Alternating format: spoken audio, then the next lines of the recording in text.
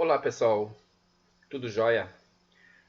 Esse vídeo vai trazer um pouco sobre o imperialismo do século XIX, tá? Para entendermos um pouquinho sobre a origem então e o processo que se dá através desta conceituação, né? Então, na segunda metade aí do século XIX, países europeus, nós temos que destacar aí a Inglaterra, a França, a Alemanha, a Bélgica e Itália, né?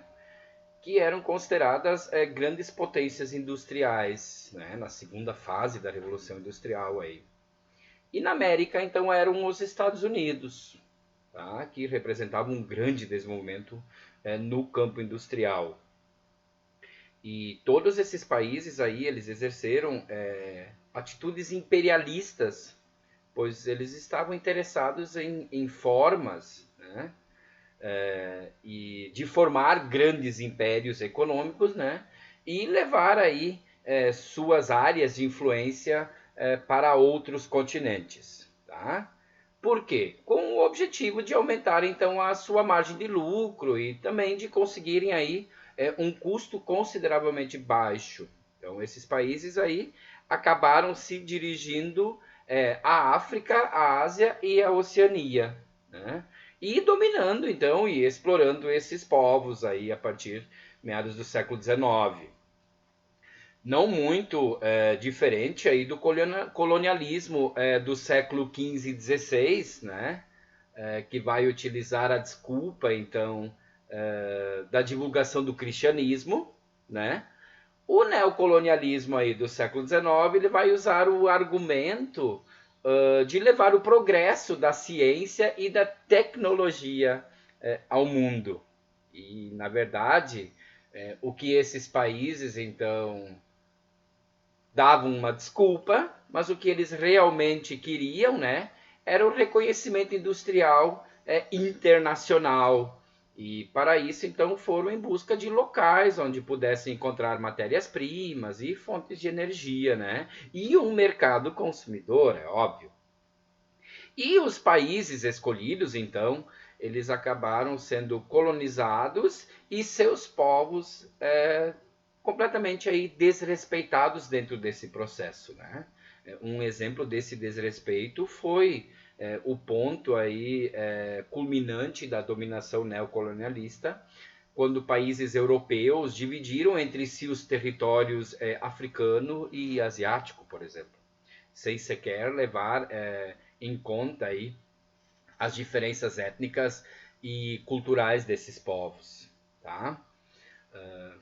Por exemplo, entre 1800, vamos, né, trazer isso, entre 1884, de novembro de 1884 e fevereiro de 1885, foi realizado o Congresso de Berlim. E nesse encontro, os países europeus, né, imperialistas, né, grandes nações industrializadas nesse período aí da Segunda Revolução Industrial, organizaram e estabeleceram regras para a exploração da África. Entende? E na divisão territorial, então, que fizeram no continente todo, a cultura e as diferenças étnicas dos povos africanos não foram respeitados, né?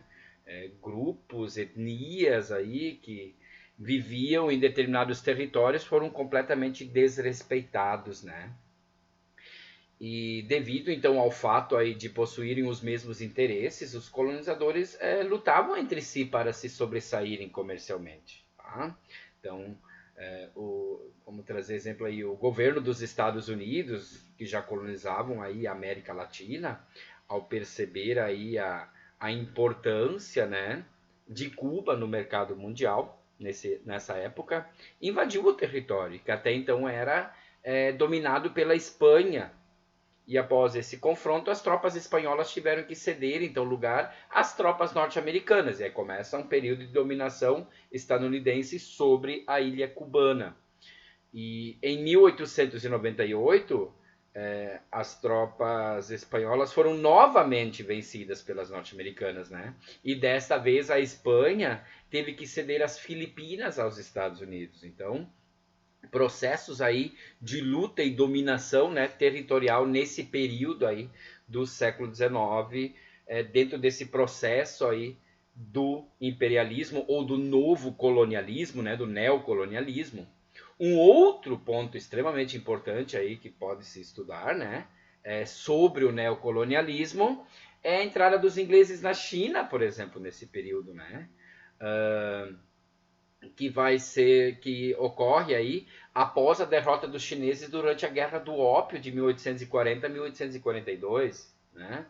Onde essa guerra aí foi iniciada pelos ingleses após as autoridades chinesas, que já sabiam aí do mal causado por essa substância, né? O ópio é uma droga, terem queimado uma embarcação inglesa repleta de ópio. E depois, então, de ser derrotada pelas tropas britânicas, né? A China foi aí obrigada a assinar o Tratado de Nanquim, que favorecia os ingleses em todas as cláusulas aí, principalmente para as questões comerciais e de produtos ingleses, né, entrarem na China. E essa dominação britânica foi marcada por muita crueldade, né? E só teve fim no ano de 1949, tá? O ano aí da Revolução Comunista na China. Foi só então que os chineses conseguiram se libertar aí da dominação inglesa, tá? E analisando isso tudo, nós podemos aí afirmar que os colonialistas, né, do século XIX só se interessavam pelo lucro, que eles então obtinham através do trabalho que os habitantes das colônias prestavam para eles. E eles não se importavam com as condições de trabalho, tampouco se os nativos iriam ou não sobreviver a essa forma de exploração desumana e capitalista. Então, foi somente no século XX aí que as colônias conseguiram suas independências. Entretanto, né, porém, acabaram herdando dos europeus aí uma série de conflitos, né, e países marcados pela exploração, pelo subdesenvolvimento e por muita dificuldade política aí, acabou sendo herdada pós-independências apenas no século XX.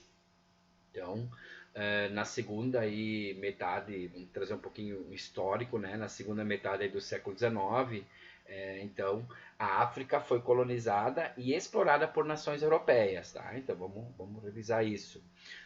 Principalmente ao Reino Unido, França, Holanda, Bélgica, Alemanha, tá? E esse período, então, ficou conhecido como neocolonialismo, tá? E como a Europa passava pelo processo de revolução industrial, necessitava de matérias-primas e novos mercados consumidores para as mercadorias produzidas pelas indústrias europeias. E agora estamos na segunda fase, né, da revolução industrial. Motores de combustão interna, as máquinas cada vez mais rápidas, cada vez precisa mais matéria-prima, cada vez precisa mais mercado consumidor. E uma dessas soluções, então, foi a exploração então da região, de regiões da Ásia e da África.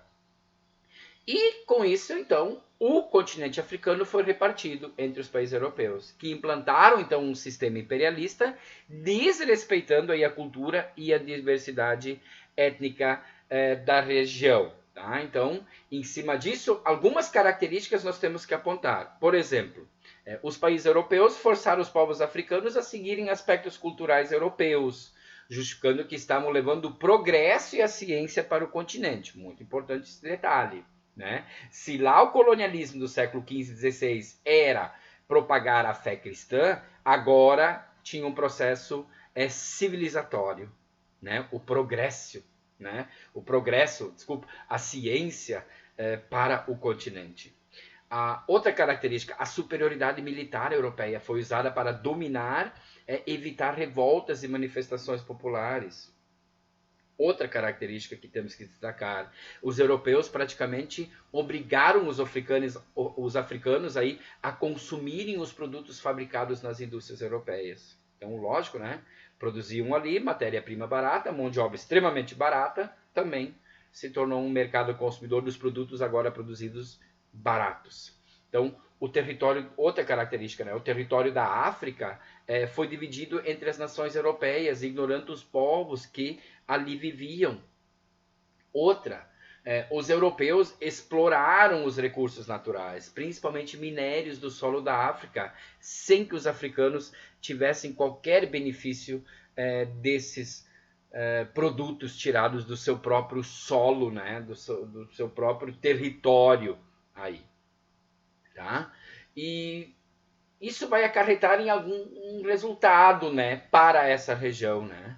Então, esse imperialismo aí aplicado pelos europeus na África na segunda metade do século XIX deixou feridas no continente até os dias atuais, aí, né? Além de explorar os recursos naturais, o imperialismo provocou graves conflitos étnicos na África, né? E a cultura africana também foi muito prejudicada nesse processo, tá? Então, uma coisa que dá para ressaltar, assim, fazer um comparativo entre o colonialismo do século XVI e o neocolonialismo, por exemplo, né? A área principal de dominação no colonialismo europeu do século XVI, a área principal de dominação foi a América. Já no neocolonialismo do século XIX foi a África, a Ásia e a Oceania. Tá? Outra coisa, no colonialismo europeu do século XVI, nós tivemos aí o início do capitalismo, que é o capitalismo mercantilista. Já no neocolonialismo, foi o capitalismo financeiro e monopolista, né? Através da industrialização. E o capitalismo mercantilista lá no século XVI foi a ideia comercial, né? A expansão comercial. No colonialismo do século XVI, nós vamos ter patrocinadores, né? Assim como também no neocolonialismo do século XIX. Os patrocinadores no século XVI do colonialismo foram quem? A burguesia comercial e estados metropolitanos europeus. Já no neocolonialismo, nós tivemos os patrocinadores como a burguesia financeira e industrial, os estados da Europa, da América do Norte, que é os Estados Unidos, e da Ásia, o Japão. Tá?